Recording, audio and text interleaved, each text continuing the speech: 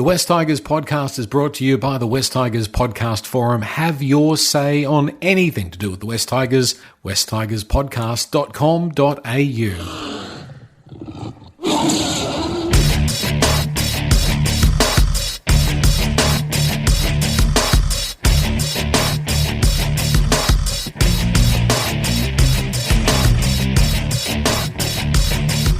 It's the West Tigers podcast, episode number 382, the first official in the NRL season, first post-match edition of the podcast for 2025. Unfortunately, we're starting off on a losing note, a post-loss edition of the West Tigers podcast. It was after the Knights 10 beat the Tigers 8. Eddie, Gary and Steve all on board. I've got a whole list of one-word submissions to go through. I think we might hold those for a moment, and we might go to the boys first and ask them for their one-word submissions, their one-word description or one-word feeling out of the game on Friday night against the Knights. Gary, what have you got for us? Mine is red zone. I thought our red zone attack, it's been non-existent for about 5 years. And I was really hoping over the off-season would see a big improvement in that red zone attack. Disappointingly, and I'm sure we'll talk about reasons for it a little bit later, but disappointingly, that red zone attack let us down again on Friday night. Red zone. Steve, what have you got for me? Well, I've got missed opportunity, Joel. We came out of the blocks fairly well and we had an 8-0 lead and we were playing some half-decent footy and the Knights were really off their game. Like, they were there for the taking. And the sad thing is, with that missed opportunity, so many times last year at the end of games, we thought, how did we lose that? Like, that game was there for the taking and we let it slip. And it just feels like we did the exact same thing. Red zone, missed opportunity. Good ones, guys. Eddie, what's your one word? I'll be honest, I haven't gone back and watched the replay because I just was tortured by that Friday night game, and it wasn't like it was terrible. And I was harping on about being better in defence. And if you read the scoreline 10-8, you'd think, well, it wasn't terrible, but it was more just parts within the game that left me a bit underwhelmed. Underwhelmed. Okay, yeah, I like it. All together now, can the three of you, predict my one word? On three. It's going to have to do with 2, 3. Physicality, exactly. Winning the collision, something that we failed to do in that game. And I think that leads a lot to our defensive issues. When you're failing to win the collision, the other team does tend to get the momentum, have a bit more speed, maybe out wide, and you can see what happens, 52 missed tackles. The other one I've got a little bit harsh, but I've got a number as one of my words, and that number is 14. And when I look at that team that ran out, of the 17 players, I think 14 of them are genuine NRL players. I think that team had 2 or 3 guys that probably aren't up to scratch and aren't up to standard as starters in the NRL at this stage in their career. So 14 and physicality. Let's go through this big list. I've got a first one. It's a little bit sort of like, it's going to sound like a car talk podcast for a moment, but Plunder Monkey has said Commodore. That wasn't officially Plunder Monkey's word, but I'm plucking it out of what they said. And what they said was basically if you put twin carbs and mag wheels on a 1994 Commodore, it's still a 94 Commodore, which is, that's sort of apt for the West Tigers. We added a few more stars in, but we're still the West Tigers. But I'll hold Plunder. I'll do a correction. What do they do? Fact checking. 94 Commodores didn't have carburetors, they had fuel injection. But anyway, that's irrelevant. Plunder Monkey also came back with the word flat attack and no depth. Tiger Ton's word was tackle. It's not that hard. Snake said Latu, saying Latu Fainu should have been in the 17, not having 2 number 9s. We can talk about the 9 shortly.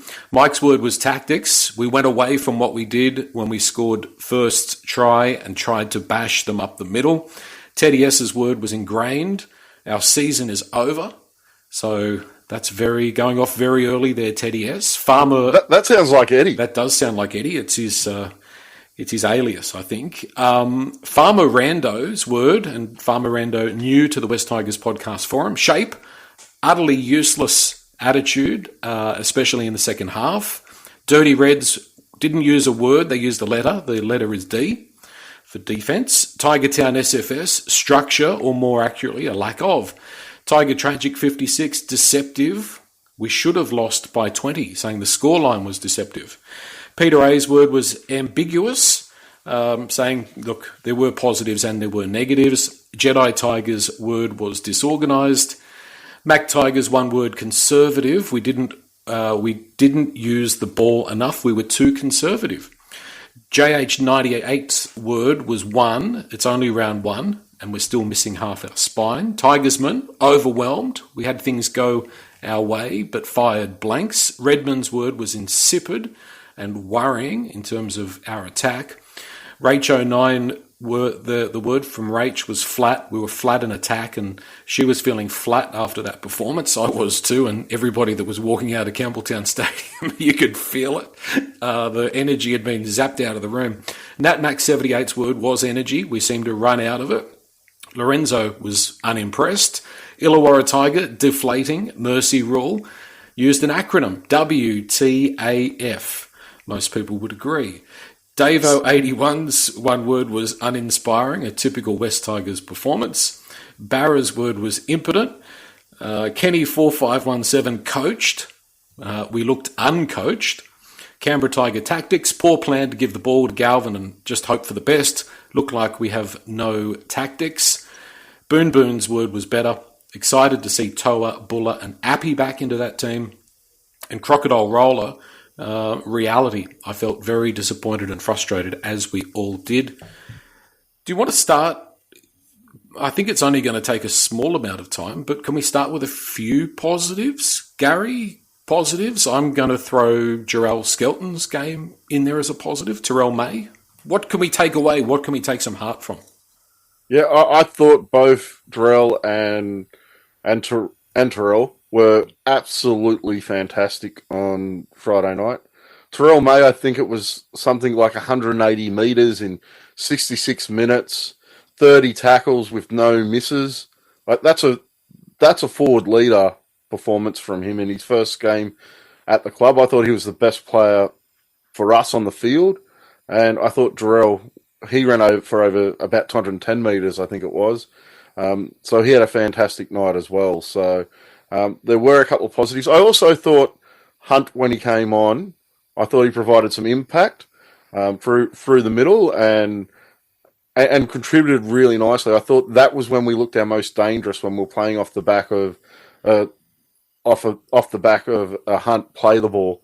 I thought that's something to look forward to moving through the season. Nobody's put their hand up to add any other extras in, any extra positives from Steve and Eddie. They're racking their brains looking for positives. I'd say Twile played well, albeit not providing a huge amount of spark, but I thought he played well. I thought Taruva looked safe, although he didn't get many opportunities. I'm pretty starved of the ball. He was on that right wing.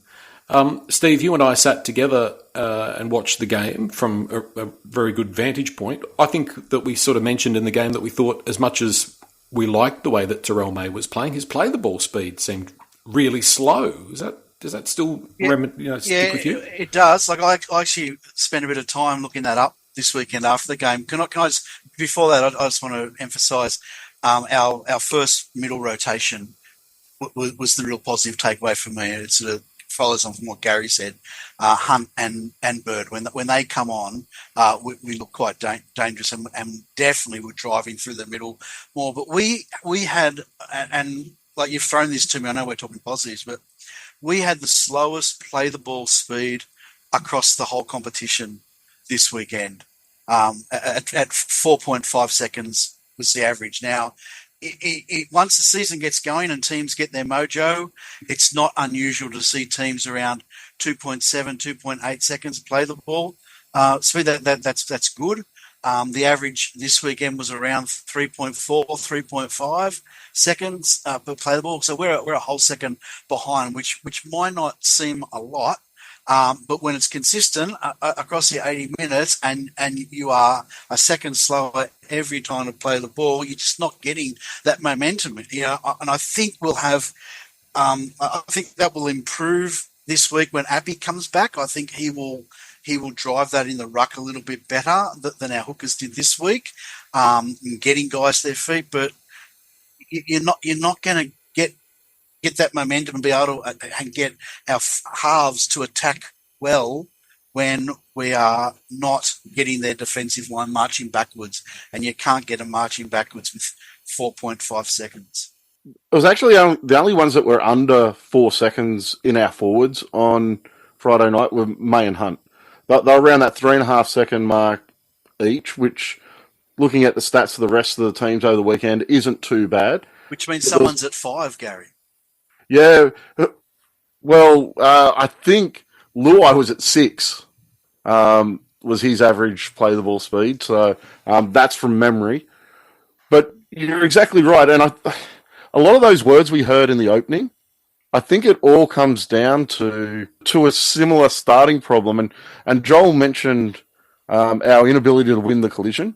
Our inability to win the collision with the ball results in us having a slow play the ball. Us having a slow play the ball results in a defensive line already being set. And the fact that we then compound that by not playing with any shape or any structure once we do spread the ball means that we have no way of breaking down a defensive line. We don't do anything to break down the defense that's in front of us.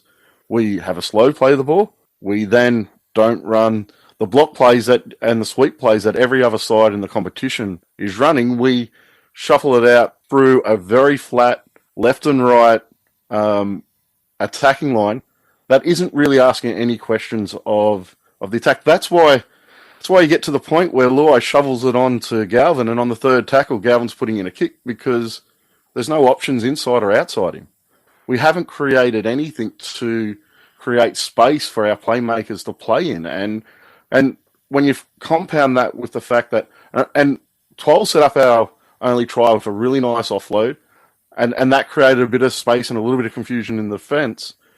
But when you have a lock that doesn't hold the defensive line up as well, because he's primarily a runner of the ball, so he's not offloading and creating that space to the backs, then you're just compounding that issue. All the things that teams do to create space out wide and to strip numbers, we don't do any of them.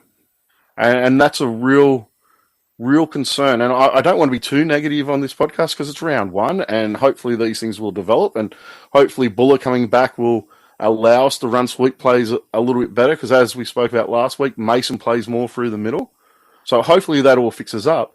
But looking at what happened on Friday night, we're not doing anything to break down the opposition defence.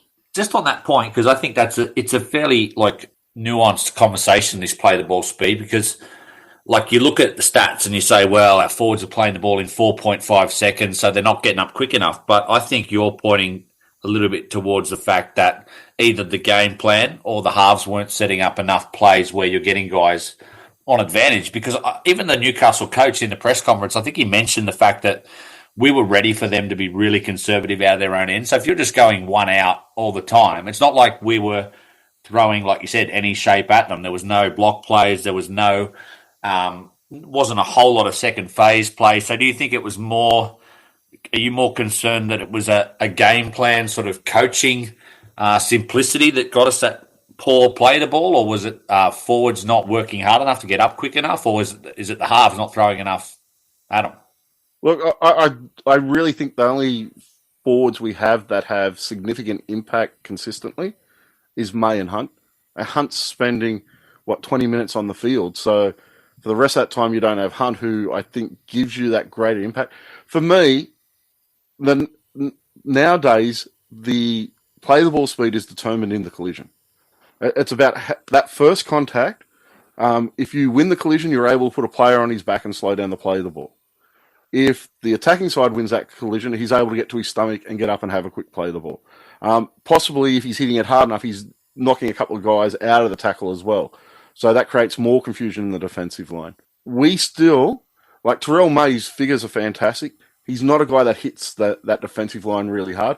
I thought he was at his best when he was playing off the back of Hunt doing that first hit up and damaging the defensive line, and then that gives May a little bit of extra space, and he can then get onto the front foot. But when you're carrying guys like Alex Twal, it finds it difficult to find his front.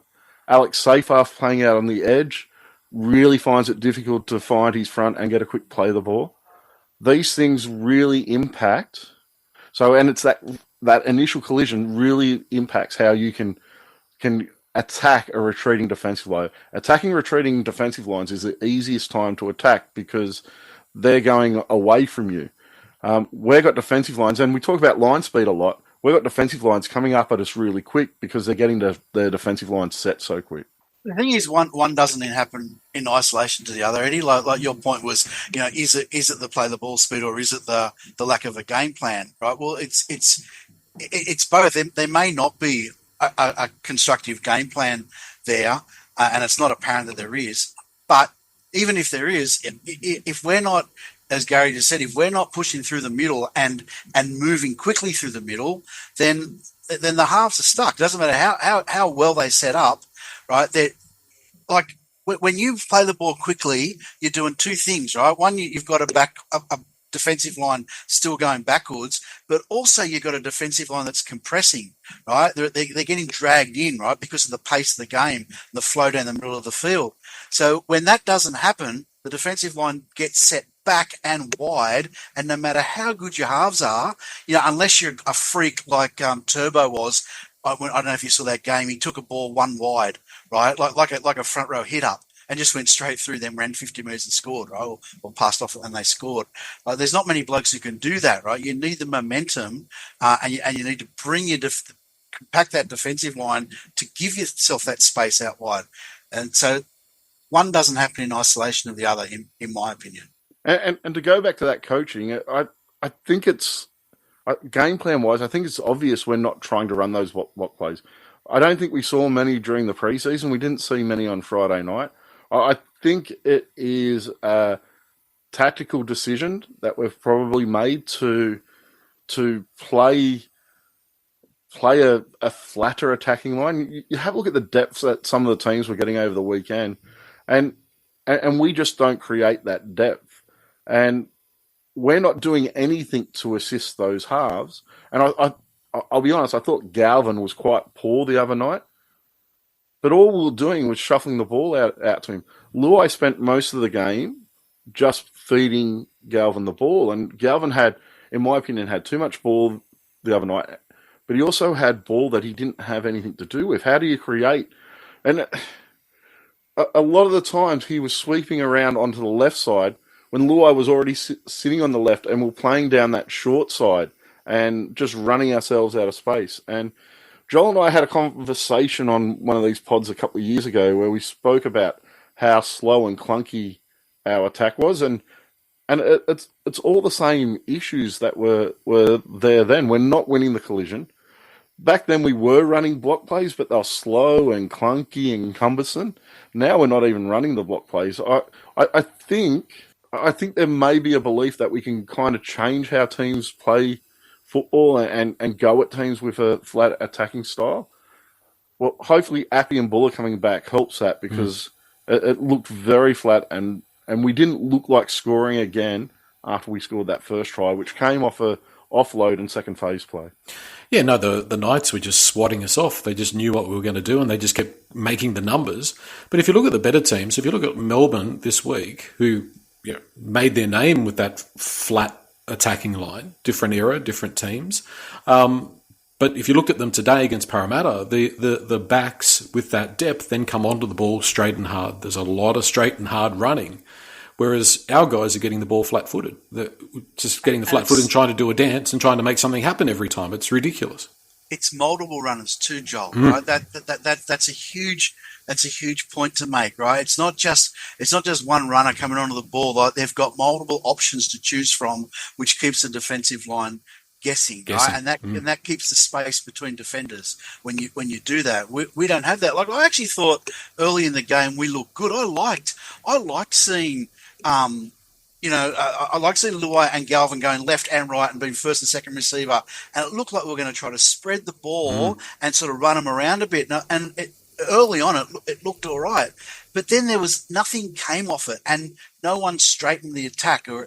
And therefore, I think Gary just said a few minutes ago that then because of that, we end up running into the into the sideline. Like we run out of space because there's no one changing direction or straightening up and pushing into the defensive line. But it's also really hard to straighten the attack when you aren't holding up the defensive line in any way. So basically all the Knights had to do was keep sliding out, and the player on the inside, if he keeps sliding, you don't have anywhere to kind of straighten into because you're just straightening into another defender.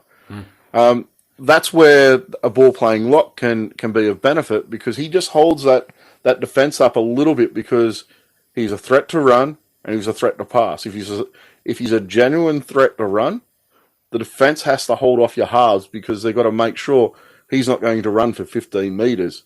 And we don't have that option that a lot of other sides have. And that would allow us to play a little bit flatter because we're holding off the defensive line in a different way.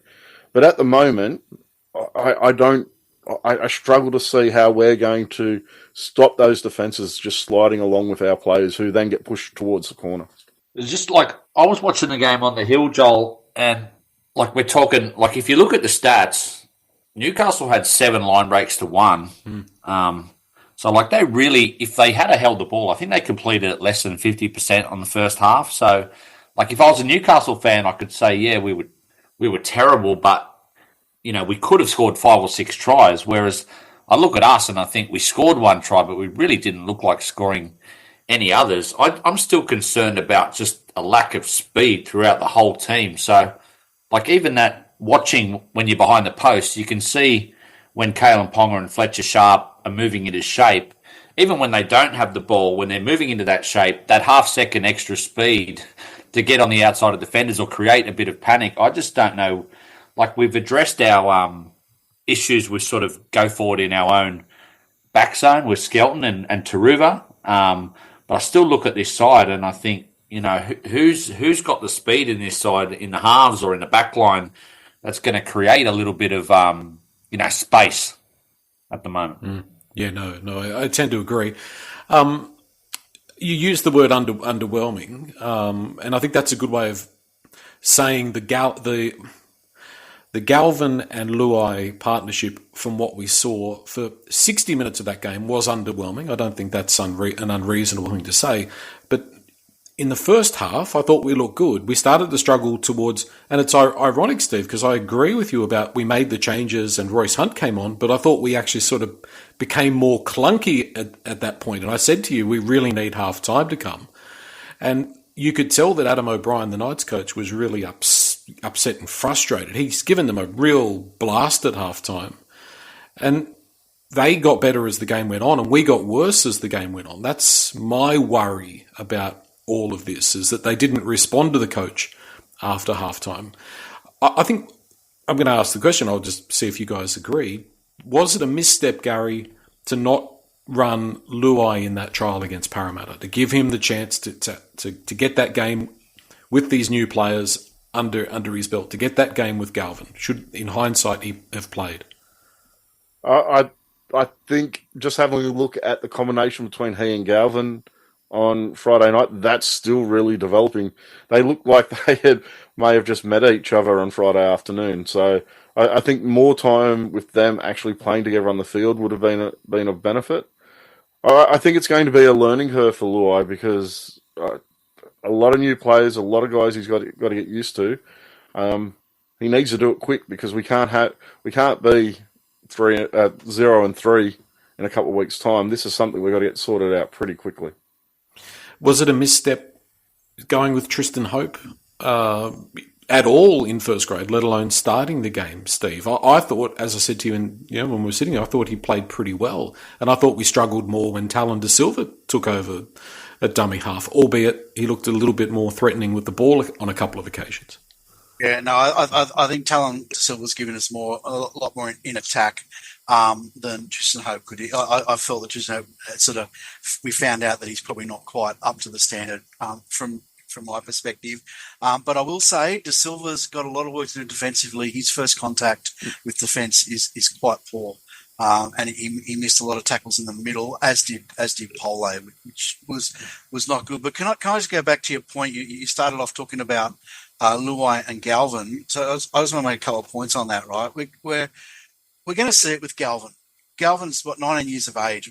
he's still learning his trade. We're going to see flashes of brilliance from him, and we're going to see some disappointing efforts. Like his short kicking game was just terrible the other day, but that's going to happen, right? As he develops his skill set at a higher level, against the best of the best, right? We've brought Luai to the club to mentor him, right, and to be there next to him and guide him and lead that team. And I sort of felt that Luai was a little bit overwhelmed by the whole situation. I think sort of reality might have sort of got to him a little bit. Like there's been all this hype, all this talk, and all of a sudden, bang, he had to do the job, and he wasn't quite able to do it. Now, don't get me wrong. I think he's a great buy. I think he's going to be great for our club on and off the field, and I think he'll make a huge success of it because he's an outstanding footballer. But he didn't bring the Batman game that he talked about the other night, and to me, it still looked. I'm gonna say it until I'm proven wrong, and then I will happily apologise to everyone when I'm proven wrong. But it still looked to me like we're running 2 6s out there, and not a 6 and organised in 7. I was going to ask Gary who, because I tried to find the stats, but I couldn't. Who do you think played more halfback? Because it looked like Galvin was the sort of dominant player out there, and I thought that was his worst game for the club. I've got a huge rap on him, but just very frustrated how sort of sideways he sort of played. It was almost looked like he was trying to create something off every play, cutting off runners. I found last year when he was at his best, yes, he was heavily involved, but it was more like those direct partnerships with Samuel Afainu and going hard at the line and then maybe coming off your left. But he seems to be, trying to sort of score off every play and going across field and sweeping both sides. Do you think the balance was off in terms of too much responsibility for Galvin compared to Luai? In my opinion, the balance was way off on Friday night. I thought Luai was playing a fairly traditional first receiver. He was first receiver most of the time, but most of his plays were to feed the ball quite quickly to Lockie.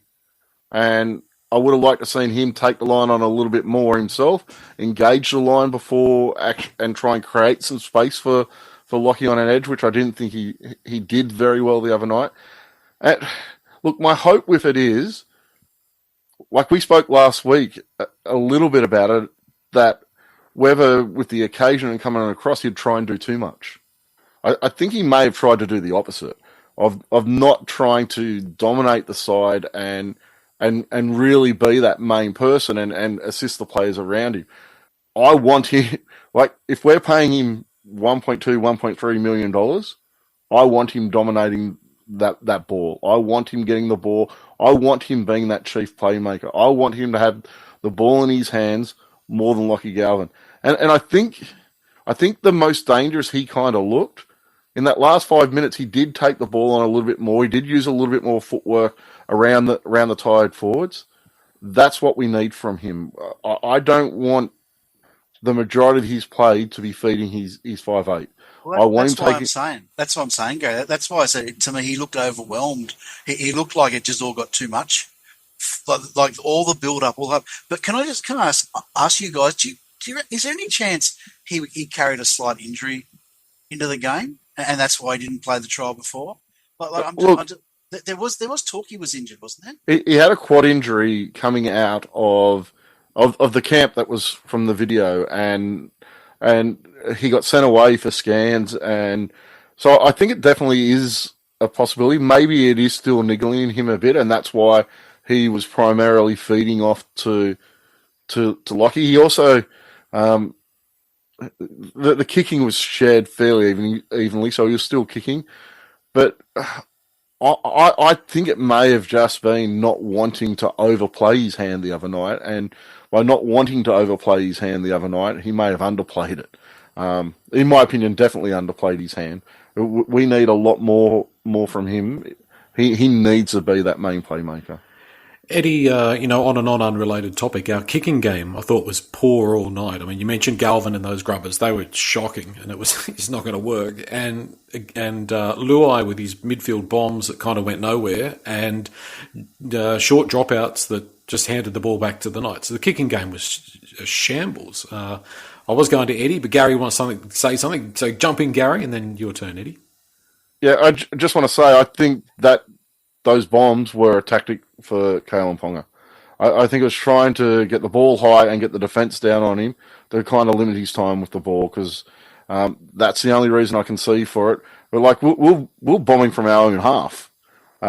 So I would have rather seen us driving it deep into the corners in those situations. But it was obviously a part of the game plan, in my opinion.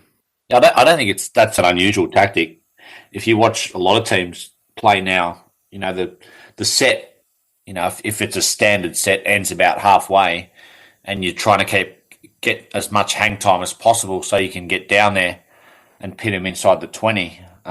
It was more the attacking kicks that were the problem, because there was multiple opportunities there. When we had that 8-0 lead early in the second half, I think Galvin 2 or 3 times, and a couple of them were shockers. There were 1 or 2, to be fair, where only Kalen Ponga would have got out of the end goal. Like, we had him, and he's just a freak, and he got out. But, yeah, that's an area of his game even last year, Galvin, that I thought was average, his short kicking game. I don't think it was a strength. So I clearly there, Luai's got a beautiful little left foot short kicking game, at least when he was in Penrith colours. So I'd like to see that shared a bit more. Gary, last week we spoke about how this is going to work, about Luai being a left side player and Galvin, potentially being on the right, and we weren't exactly sure. But my fears were compounded because it appeared to be that they both had the, like a magnetic pull towards the left side of the field, and Taruva and the centre over on the other side, on the right hand side, they basically caught a cold because we just kept going to the left every time. Like, there's got to be more variety in that as well, because they're both left side. They both love the left side. We've got to do something about that. Yeah, and Latu Fanu's best on the left as well. So it is a little bit of an issue in the club at the moment. Is I don't think there is any of our halves that naturally prefer the right-hand side. And I think I said it earlier, at times, Gavin was snaking around to the left side to play outside Luai when it was the short side.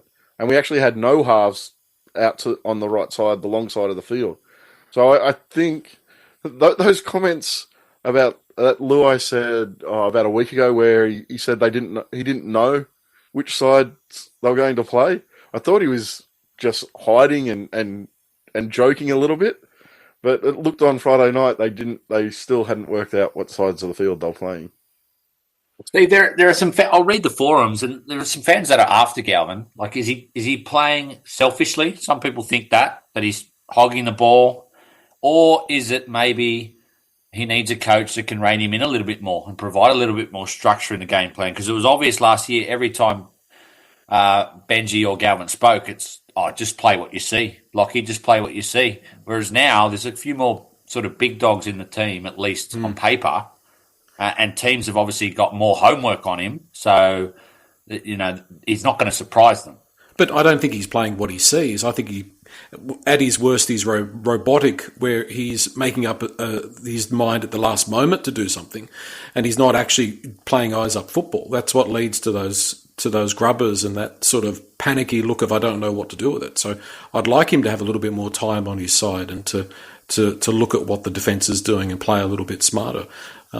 But I guess that will only come with experience. But I agree that it was a really poor performance, and it was a poor performance against Parramatta, in that first half, and it was a poor performance in that Australian Prime Minister's 13. So I mean, I'm seeing a bit of a trend there, and you don't want to pick on him because he's young and he's got talent, but it's a worry that he tries to overdo it. I think he's just overdoing it, and he's not playing eyes up football. He's not choosing his moments, Steve.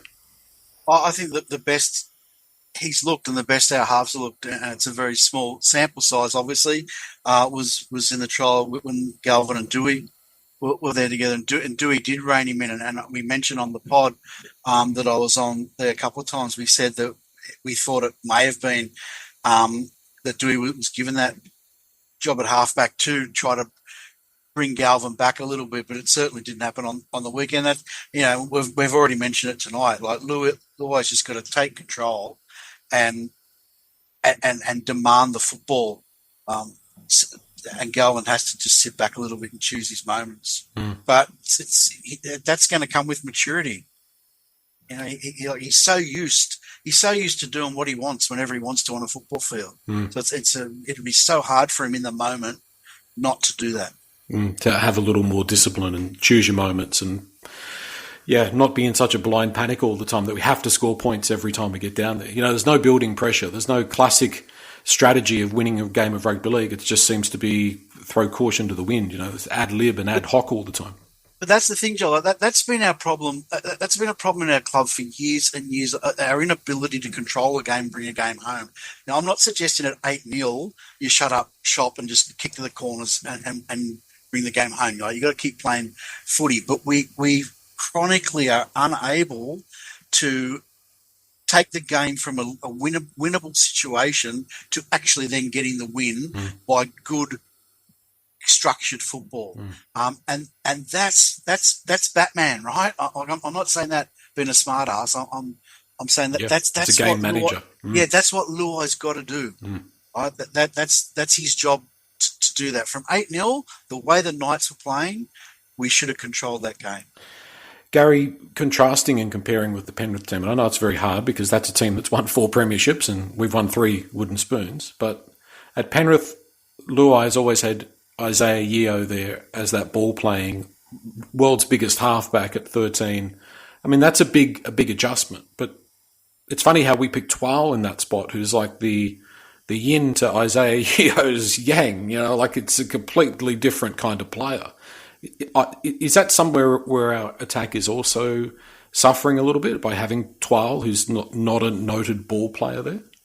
Yeah, and all credit in the world to him because, as I said earlier, he did that. His offload, playing in the middle, playing in that 13 role, was what set up that first try. That's what created the space for Luai and Dewey to put Skelton in the corner. So credit to him on that. It was a really nice ball, but he doesn't do anything to assist his halves. So when we're playing 12 in that lock role, we're playing a third prop. So really that's all it is. It's a guy who's going to push out probably 80 metres for you if he's on for the majority of the game, make his tackles and try and hold up that middle in the defence. I thought Bird, when he came on, he actually provided, which has surprised me in the 2 games, in the trial and in the game the other night, Bird provides pretty good leg drive. So he is a consideration of running the ball in that 13 role. And he didn't do it a lot the other night, but I'd like to see Bird, once he comes on, get into that role and push the halves a little bit wider and give them a little bit more space. I think that space for our halves is really lacking, and I think Bird can do that once he comes on. But for me, Bird, when he came on, also kind of just played that one-out football, and we need him to be doing a little bit more than that in that lock role for me. Eddie, the return of Api Coruscant, I think that can't be understated, given that he has actually got an established, albeit they haven't played for a few years together, an established combination with Luai. And I'm not doing this to be facetious, but the return of Buller, who has made his name as providing another attacking option from the back. Was it? My word was 14. I think there was a few guys there you probably wouldn't say are NRL players being replaced by guys that you probably would say. Are they reasons to be optimistic to have Api and Buller back in? Is that going to make much of a difference, do you think? I thought you were going to say, Joel, your word was 14 because you agreed with my prediction last week that we're going to come 14, but not to be. No, not yet. Do you still agree with that prediction, Eddie? Yeah, I'm a bit worried about that prediction, but we won't go into that. No, that is fair, and that's the thing where, I'm glad, there wasn't a podcast on Friday night, and I get 48 hours. We were missing 2 of our first choice spine players. And I've never, as much as I'm critical of Buller, I've never once said that I'd prefer Heath Mason to Buller at number 1. And I think his shortcomings were there on Friday night, as much as he tried. And just the sheer amount of ball we had in the opposition 20, I think this team is geared sort of to attack more towards the middle, which is where Api's bread and butter is. And he can use deception to either throw the ball at the back and create a little bit more space and suck some numbers in, or like he so often does, look wide and throw someone like Hunt or Bird over the try line, which clearly, Tristan Hope or Talon De Silva, they don't have that creativity in their game. So I'm going to give them, I'm holding until I see this Sunday. But if I see a similar game plan and performance this Sunday, I'll be very worried. So I'm not going to give them another 6 weeks like some people. I'm going to give them 1 week, and I'm hoping obviously Buller and Appy are named on Tuesday. For me, what Appy really provides, and we spoke about our inability to get a quick play the ball. What he's really good at is isolating forwards one-on-one with a defender. And that makes it much easier for them to find their front, much easier to quick play the ball. I think Steve briefly mentioned that earlier. So hopefully that speeds up the play the ball, just having him there, his ability, because those couple of steps he takes out from dummy half a couple of times really makes a difference. How flat he gets the forwards onto the ball makes a massive difference for the front rowers. And hopefully we see that on Sunday. The Buller inclusion for me is almost as important.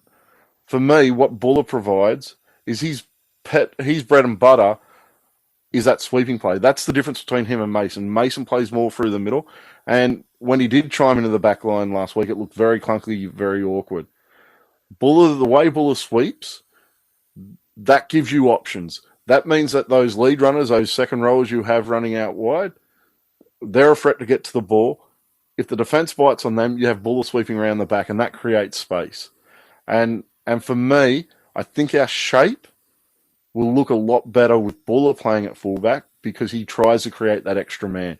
He'll sweep both sides of the ruck and try and create the extra man in your back line. And for me, that's a big part that was missing on Friday night. One thing or one player that seems to be going under the radar a little bit at the moment, and that's Samuel Fainu. And I don't like, I'm not blaming him for anything, but I don't put the blame solely on his shoulders, right? Like, he had a quiet end of the year, and he struggled to sort of find his mojo at the beginning of this year. I think a lot of that is to do with Galvin not being there consistently to feed him the ball. They were getting a good combination, but we're missing that. We're missing that advantage that we've got. Like, he is a good hole runner, and he's been unsighted so far this year, and so they need to work on that combination. Whether Luai needs to work, or whether Galvin's going to sneak across and keep feeding him the ball. But you don't want to be not feeding him the ball because he's potent out there. I thought he had a couple of good moments the other night, but anytime he got the ball, he had defence in front of him. And he was able to bust a few tackles. And again, for me, it comes back to all the stuff we've talked about, our attack and our inability to create space. But I also think Buller will help that as well, because instead of your defensive line just having to worry about Sam Fainu getting that short ball, they have the second option of a player sliding around the back of him. And I think we did that once or twice the other night. So just little things like that, creating better shape, will give him a little bit more space, make him a lot more dangerous, put him into half holes, and he only needs a half hole to kind of bust through.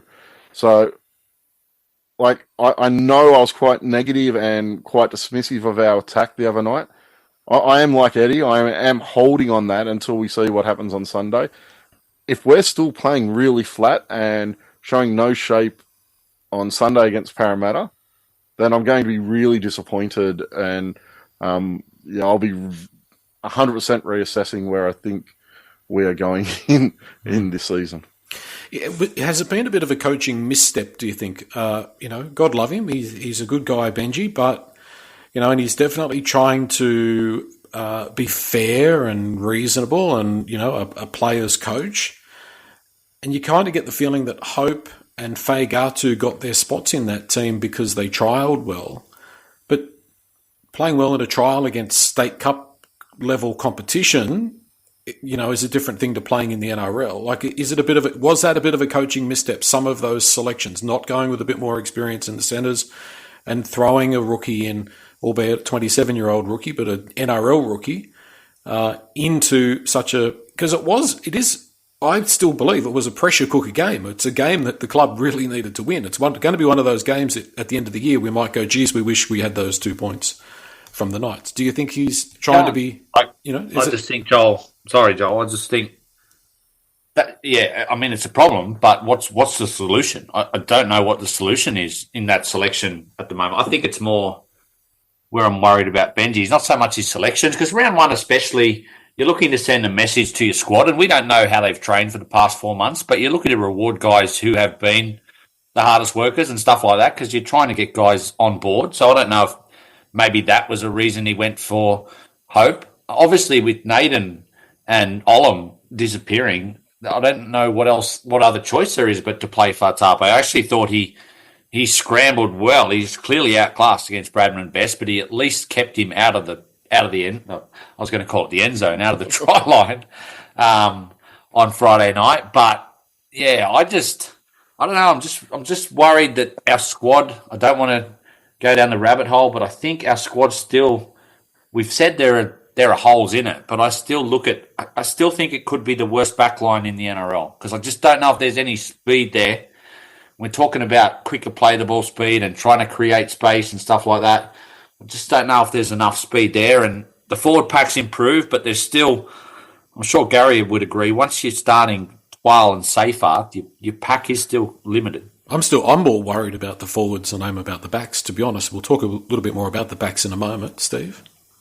I was just going to say, well, I think Eddie's probably covered it earlier. I was going to say, like, what were the options there? Like, you would have moved Taruva to the centres and brought Charlie Staines in, and so you plug up.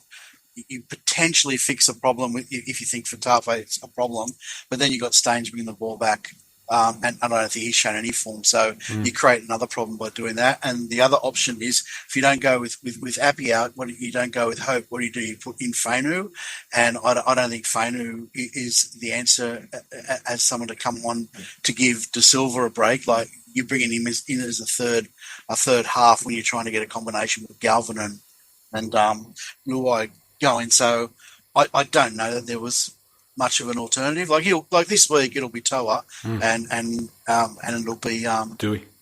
Appy, obviously. Hope will drop out. Well, on that same vein, Gary, who do you pick on the bench here for this week? Do you pick Talon De Silva? Do you pick Tristan Hope? Do you pick Latu Fainu? I'm 100% picking Talon De Silva. I don't want Appy playing 80 minutes a game. We just about killed him last year. He needs to be playing 60 minutes, and I don't think Latu is strong enough to come on and play hooker for 20 minutes.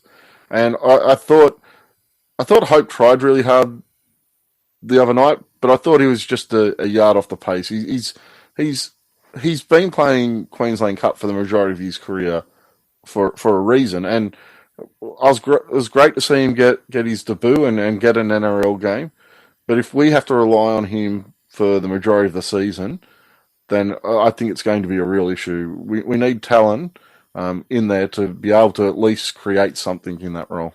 There were 2 or 3 times there where he can identify a quick play the ball to Silver, and he sort of was there and he was going, and it didn't quite go through, but I can see that being the strength of his game, is his running game. Still other areas of his game that he's obviously got to work on defensively. Defensively, very poor. Yeah, but as far as a 20-minute player, when Appy's there, I think so. But, well, I mean, Joel, I don't want to change the subject, but, geez, this is as a higher pressure round 2 as you're ever going to get for both teams, because the loser of this game is going to get hammered.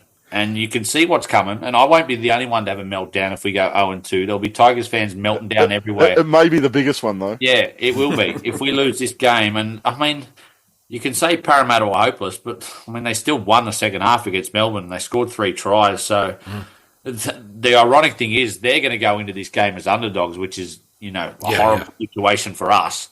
We're at home, but not at home. It's a home game at Parramatta Stadium. So it's a high-pressure game for Benji and the whole squad, because you just, like Steve said, round 1 games are often ugly and won by teams that just compete and tackle well.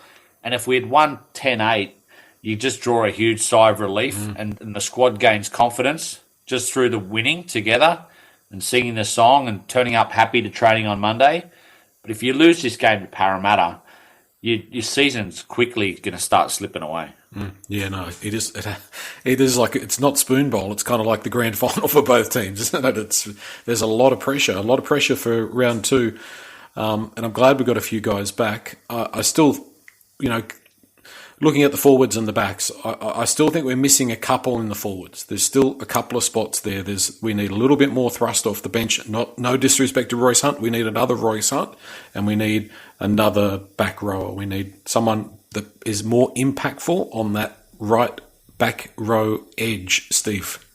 I think we've got to get more minutes out of Hunt, and I think he's capable of playing more minutes than he did on last weekend. But the one that worries me, and I'm interested to hear what you guys think, one that worries me more is Pole. Like he runs the ball well, and he can beat a man, right? He can beat a man in the line. He's quite good at that.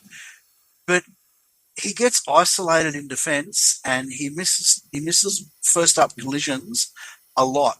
And if you've got De Silva on there with him, you are inviting teams to come through the middle against you. Yeah, I was disappointed in his game on Friday night, Pole. I think he's better than that, but I agree with you. Yeah, and that's what makes me think. If you could have, and Clemmer's out the door, and I'm not saying that Clemmer is the answer, but I think we're one short still. And with Olam hopefully medically retired, we're definitely in need of a centre.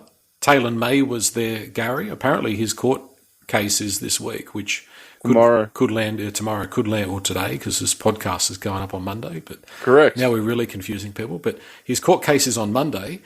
He was there at the game at Campbelltown. He would be if he does get the all clear, he would be exactly what we need, I would suggest. I watched some of those highlights, looked at some of those stats with his time at Penrith. I mean, he missed out on a grand final because of what allegedly happened. Like, he could be very motivated. He could be ideal for us.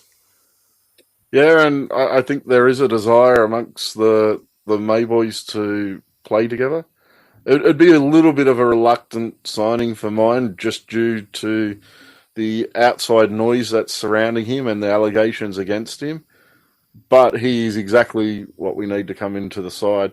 And mentioning a little bit more impact off the bench, I really don't know why we didn't give Kit Lilly a little bit more time in that second trial against the Parramatta's main players to kind of get a little bit more of an indication. Because I thought he was really good against the Bulldogs, provided really nice impact, ran the ball really hard.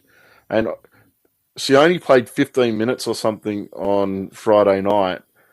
And I think I'd much rather have Kit coming on and playing that role for a short stint, just to give us some more impact off the bench.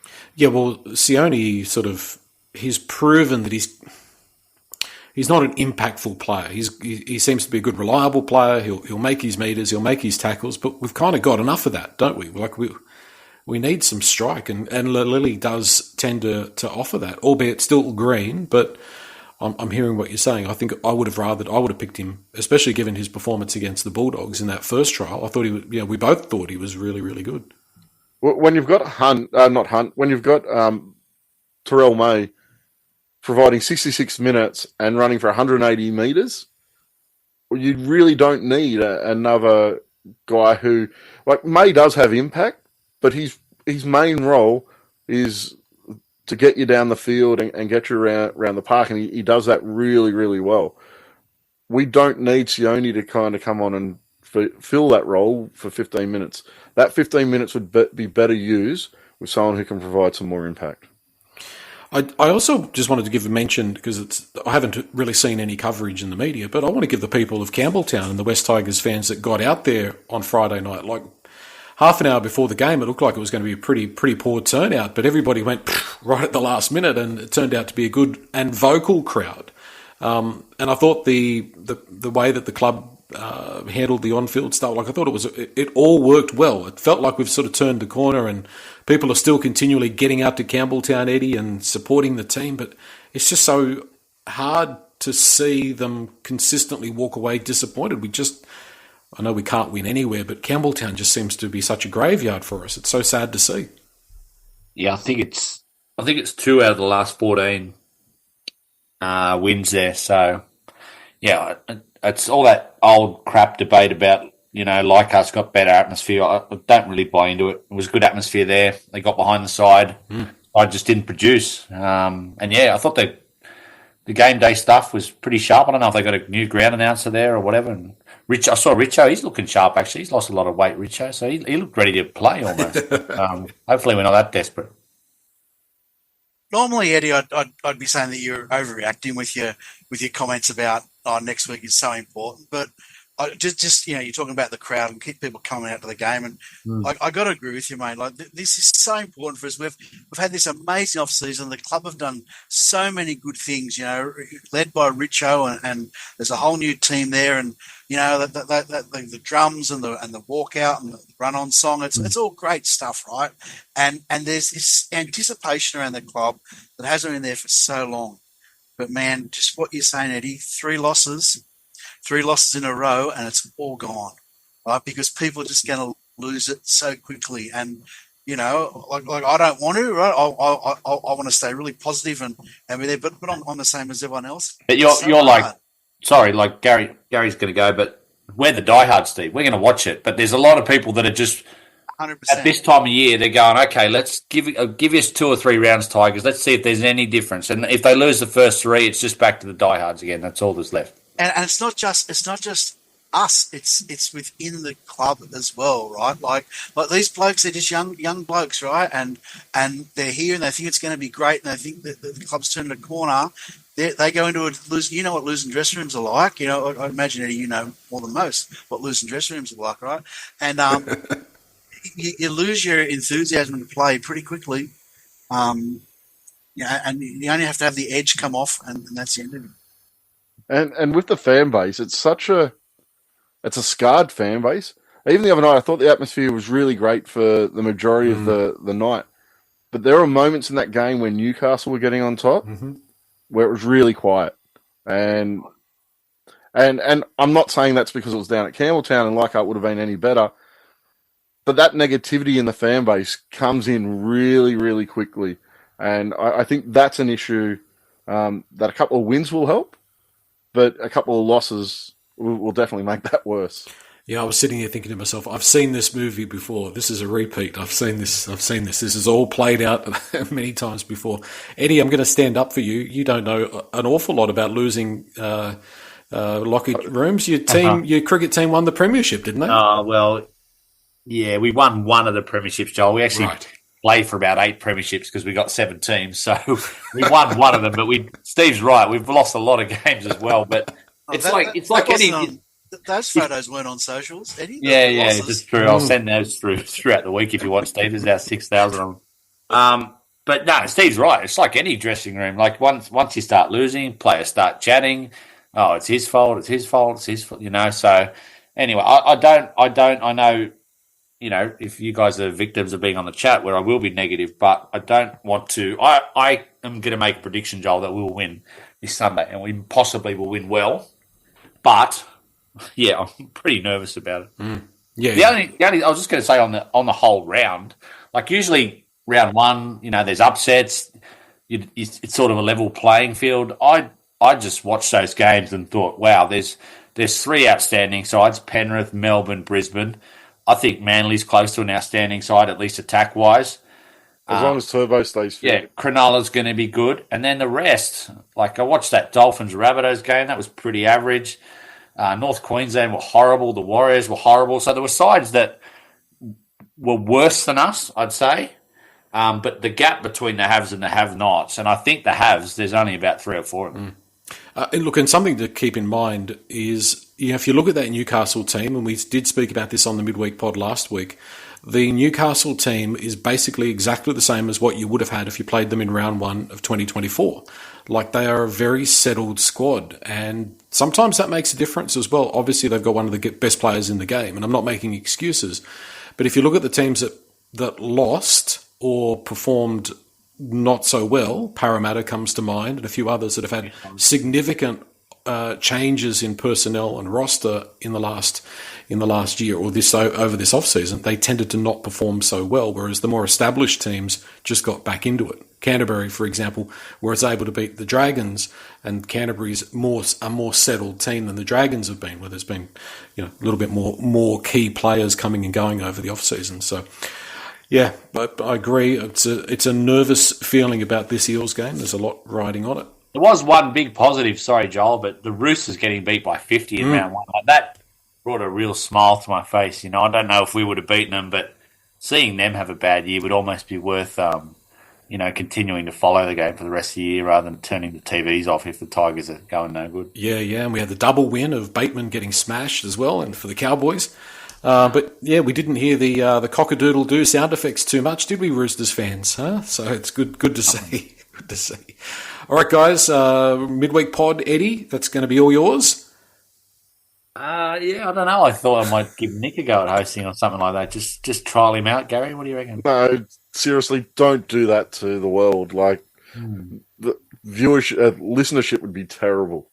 I think Steve's got to up his hosting game, Eddie. He hasn't hosted yet. No, I like sitting in the back of the bus, mate. Declan's one that I'm worried about. He didn't even comment on the game on Friday night. He was very quiet. No, Declan's got a girlfriend and a job, so his priorities have shifted a little. Thank you, guys. Cheers, guys. Thanks, boys.